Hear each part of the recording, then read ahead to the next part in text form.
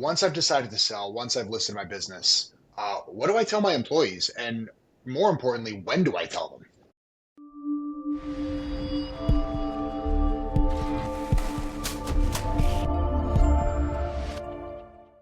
What do you tell your employees? Great question.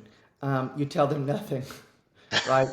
So at least at the beginning, right? And the reason I say this is because when you've decided to sell your business, you've got to protect the deal, right? And that's both sides. So your buyer needs to protect the deal, and then you as the seller have to protect the deal. And I have seen more deals end up in the wayside, go in the trash can, not work out because of employee issues, right? Because businesses don't run without work, without human capital.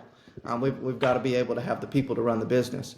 And it's not so much that people get worried about a business changing hands. It's the unknown. They're Hmm. fearful of not knowing what's going on. How's my new boss going to be? What's going to happen? Am I going to get paid the same? All these different things. So that can lead to people, if they find out prematurely, leaving, or they can start. They run their mouth, right? Good or bad. It's not like they're going to bad talk, bad mouth you. It's just the fact of the matter is they don't know. They're going to be a little bit nosy. They're going to try to figure it out, and then it's just not good for the overall deal. So when you enter into contract with someone who wants to buy your business, simply don't tell your employees anything. There's a time and a place, right? So as you get into what is called due diligence, there may be in some reasons to tell key employees.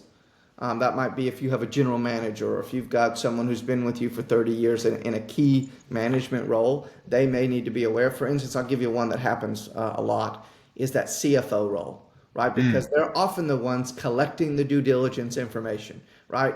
My business owner doesn't typically know which reports to run or what to grab them. So unless they're getting that from an outside accountant, but if the business is large enough and has someone, a comptroller, a CFO, a bookkeeper, that might be a key employee that might end up being told rather than some of the others. But by and large, we don't tell employees until there's a closing.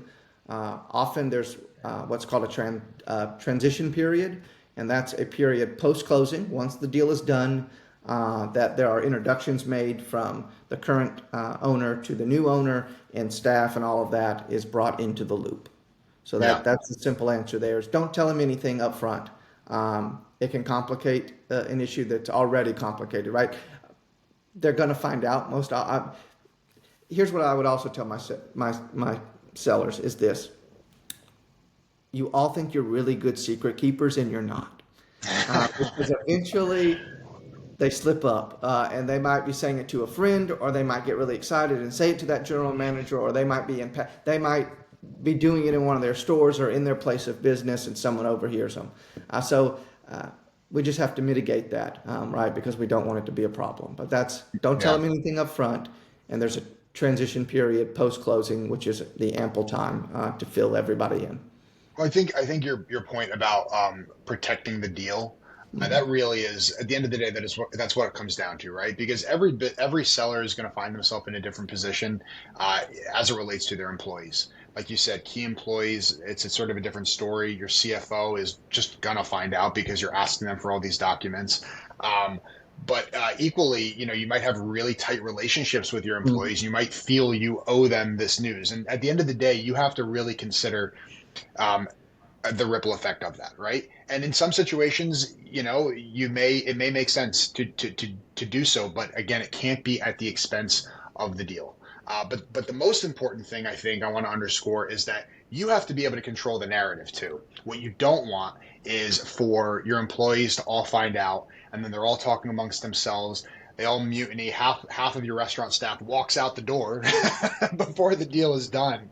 Then you're screwed. Then I mean that's really where things go by the wayside. So making sure that you are remaining in control of the narrative across the board is going to be a really important piece.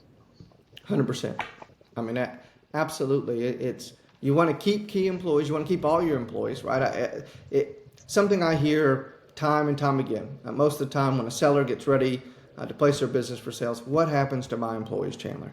And often, most of the time, if this is what I tell them, good employees get to stay, right? So if you've got people that are doing their job and are good at it and are good team players, most people that come in and buy the business aren't looking to just absolutely scrap everybody and start anew. If they did, they would do a startup, right?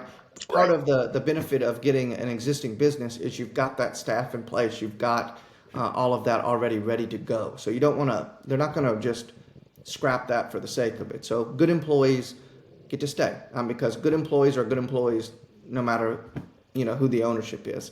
But it's definitely trying to.